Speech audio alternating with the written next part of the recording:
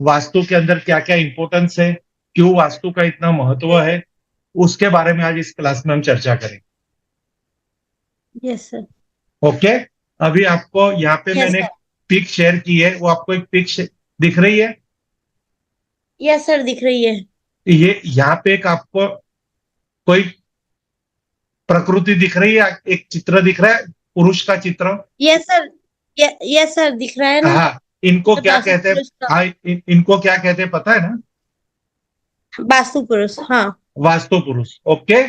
अब वास्तु यस। पुरुष की सबसे पहले बात करेंगे, कौन है वास्तु पुरुष। ओके।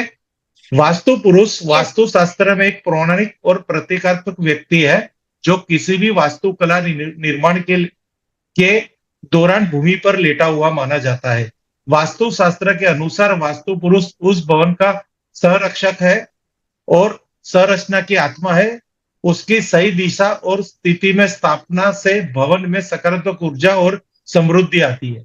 यानी कहने का भावार्थ यह है कि वास्तु पुरुष वो मेन प्रमुख देवता है हमारे वास्तु के। चाहे वास्तु घर का हो, कॉमर्शियल हो, रेसिडेंशियल हो, हॉस्पिटल का हो, या कोई उद्योग का हो, कोई शॉप का हो, सिनेमा सिनेमा का हो, क्या कोई ऐसी दुकान हो, डेयरी हो, खेत हो, कहीं पे भी हो, वहां पे वास्तु पुरुष की उपस्थिति 100% होती है। हमें वो दिखते नहीं है, पर उसकी वहां पे हमें उसकी एनर्जी फील होती है कि अगर उस वास्तु के अंदर वास्तु पुरुष के नियम के विरुद्ध अगर वास्तु की संरचना की जाए, तो हमें वहां पे कष्ट और तकलीफें सहन करनी पड़ती है। इसलिए आप जब भी किसी के घर पे देखेंगे ना, तो उस घर के अंदर जो इंसान रहते हैं, हर इंसान को हेल्थ वाइज कुछ ना कुछ प्रॉब्लम दिखेगी। यानी ये हर किसी के घर में ऐसा नहीं होता, अधिकतर लोग के घर में होता है, क्योंकि उनके घर में होगा ना, वही हमें आपको कांटेक्ट करेंगे कि आप हमारा वास्तु देखना है। ये आजकल वास्तु आज मेडिकल साइंस की तरह काम कर रहा है। लोग वास्तु के जरिए बड़ी बड़ी बीमारी को बैलेंस कर पा रहे हैं, क्योंकि इंसान के घर के अंदर बहुत सारे सदस्य रहते हैं। उस सदस्य में किसी ना किसी एक फैमिली मेंबर को वास्तुजन्य यानी वास्तु पुरुष की पीड़ा के दौरान जो तकलीफ है, उनका वो रोग बन जाती है। समझ रहे हो ना मेरी बात? जी सर। हाँ। अब वास्तु पुरुष की उत्पत्ति कैसे हुई, कि वास्तु पुरुष का जन्म कैसे हुआ, वास्तु पुरुष की दंत कथा कैसे हुई, तो इसके बारे में भी यहाँ विस्तार से बताया गया है कि एक कथा के अनुसार वास्तु पुरुष का जन्म शिव के पसीने की बिंदु से हुआ था, जब उन्होंने राक्षस अंधकासुर से युद्ध किया था। यह एक बहुत बड़े आकार का प्राणी था जो सभी दिशाओं में फैल गया था। यानी कहने का भावार्थ है, जब अंधकासुर और शिवजी के बीच एक महायुद्ध चल रहा था, तब शिवजी के पसीने यानी उनके पसीने की बूंद से एक महाकाय पुरुष उत्पन्न हुआ। वो पुरुष जब उत्पन्न हुआ, तो देवता को ऐसा लगा कि ये कोई दानव की तरफ से पुरुष उत्पन्न हुआ है, और दानव को ऐसा लगा कि ये देवताओं की तरफ से कोई पुरुष उत्पन्न हुआ। तो देवता और दानव दोनों भ्रम में थे कि ये पुरुष है कौन। अब ये पुरुष इतना महाकाय उत्पन्न हुआ कि उसका पूरे भूमि में वो इस तरह से समा गया, और सभी देवताएं उस पुरुष की भूमि के ऊपर बैठ गए। तो इसमें ऐसा हुआ था, जैसे ही वो पुरुष उत्पन्न हुआ, तब वो भूखा था। यानी बच्चा जब जन्म लेता है तो वो भूखा होता है, ऐसा आपने कई बार देखा होगा। तो वो पुरुष हम्म। भूखा था, तो वो भूख को अपनी भूख को शांत करने के लिए वो देव को भी खाने लग गया और दानव को भी खाने लग गया। तो ये देख के हर कोई देव और दानव शंकर भगवान से प्रार्थना करने लगे कि आप इस महापुरुष इस पुरुष की भूख को शांत कीजिए, इसको दंड दीजिए, इस पे अंकुश कीजिए, नहीं तो ये हम सबको खा जाएगा।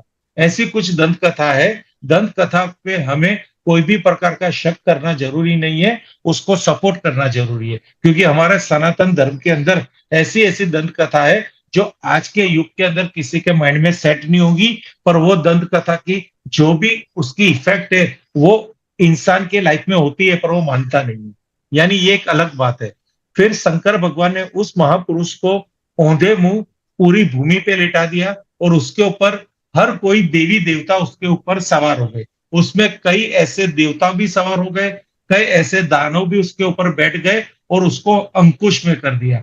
तो कहते हैं ना ये 45 एनर्जी फील्ड, तो ये 45 एनर्जी फील्ड वही फील्ड है जिसके ऊपर बहुत सारे देवी देवता ने इस वास्तु पुरुष को अंकुश करने के लिए उसके ऊपर स्थान ग्रहण किया था। यानी उसमें कई देवता भी है और कई दानव भी है, जो आगे की एडवांस क्लास में आपको धीरे धीरे पता चलेगा। तो आज का मुख्य जो विषय है, वास्तु पुरुष क्यों इंपॉर्टेंस है, वास्तु पुरुष की उत्पत्ति कैसे हुई, और वास्तु पुरुष के ऊपर जो 45 देवता है वो कहां से आए और कैसे आए, किसकी आज्ञा से आए और किसके कारण वास्तु पुरुष का जन्म हुआ। तो फिर भगवान शंकर ने और वास्तु पुरुष को अंकुश में लेके वास्तु पुरुष ने शंकर से प्रार्थना की कि आप मुझे छोड़ दीजिए, मैं आपके पसीने के बुध में से आपका ही मानस पुत्र जन्मा हूं, मुझे आप क्षमा कीजिए, मैं भूखा था इसलिए मैंने ये नरसंहार किया, यार ये मेरी सबसे बड़ी गलती हुई। पर मैं आप सबको एक वचन देता हूं कि जो भी कोई इंसान इस पृथ्वी पे भवन का निर्माण करेगा, तब तक मैं आत्मा स्वरूप उस भवन के अंदर स्थान ग्रहण करूंगा और मेरे बताए हुए नियम के अधीन, विश्वकर्मा प्रकाशन के नियम के अधीन, अगर जो भी इंसान वास्तु के नियमों को अमल में रखेगा, उसको मान सम्मान देगा, वास्तु के आर्किटेक्चर नियम के अनुसार, उस समय ये आर्किटेक्चर नियम नहीं था, ये एक मेरे को आपको समझाने के लिए ये शब्द यूज करने पड़ते हैं कि अपने घर की रचना करेगा, पूजन पाठ करेगा, हवन करेगा, तो उस देवता, उस घर के जो भी यजमान है उसको मैं आशीर्वाद दूंगा, उसके जीवन में कभी भी पीड़ा नहीं दूंगा, उसकी जीवन की हर स्थिति में मैं उसका साथ सहकार दूंगा। तो इस तरह से भगवान ने वास्तु पुरुष से कमिटमेंट लिया, एक बात पक्की की, फिर उसको वहां पे उसको क्षमा किया, और हर देवता उसके ऊपर सवार थे जिन्होंने अपनी शक्तियां उस वास्तु पुरुष को प्रदान की। अब यहाँ पे ये बात निकल के आती है कि जब भी कोई घर बनता है तो वास्तु पुरुष का जो मानस वास्तु पुरुष है वो उस घर के अंदर कैसे स्थान ग्रहण करता है। तो यहाँ पे ये है कि अब इस पुरुष का नाम क्या दिया जाए। तो ये पूरी घटना के बाद उस पुरुष का नाम वास्तु पुरुष कहा गया। वास्तु यानी वास्तुकला, वास्तुशास्त्र। तो वास्तुकला और वास्तुशास्त्र में से हम वास्तु और शास्त्र को अलग करेंगे तो वास्तु की क्या व्याख्या है, रहने लायक जो स्थल है उसको वास्तु कहते हैं। तो इसको वास्तुकला इसके साथ कनेक्ट हो गई। अब वास्तु पुरुष का महत्व, ऊर्जा का प्रवाह। वास्तु पुरुष की सही दिशा और स्थिति में भवन में सकारात्मक ऊर्जा का प्रवाह सुनिश्चित करती है। यानी वास्तु पुरुष का जो अंग है उसके विभिन्न अंगों के अंदर अगर वास्तु कला के हिसाब से घर की रचना की जाए तो वहां पे सकारात्मक ऊर्जा का प्रभाव 100% कंफर्म है। यानी इसीलिए कहता है कि कहीं पे भी कोई भी वास्तु दोष हो तो उसको तोड़ फोड़ करके ही दूर कीजिए, क्योंकि नियम को अगर हम फॉलो करेंगे, नियम में अंतर्गत वास्तु बनाएंगे तो 100% श्योरिटी है कि वहां पे सुख शांति समृद्धि इंसान को प्राप्त होगी, प्राप्त होगी, प्राप्त होगी।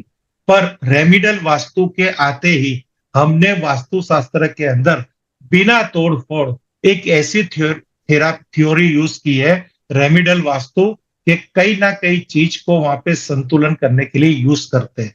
तो वो चीज भी नेचर की चीज होनी चाहिए, नेचुरल होनी चाहिए, कुदरती होनी चाहिए। आप ऐसे ही कोई भी चीज वास्तु की रेमेडी में यूज करोगे तो उससे 100% रिजल्ट नहीं है।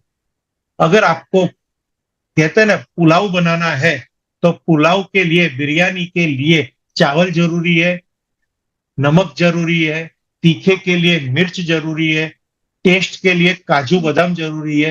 हर तरह की जो भी चीजें लागत होती है वो नेचुरल जरूरी है। उसी तरह अगर कोई वास्तु में वास्तु दोष है तो उसमें सबसे पहले आपको आगे पढ़ाया जाएगा कि वास्तु दोष किसको कहते हैं और कौन सी चीजों से उसका समाधान होता है। अब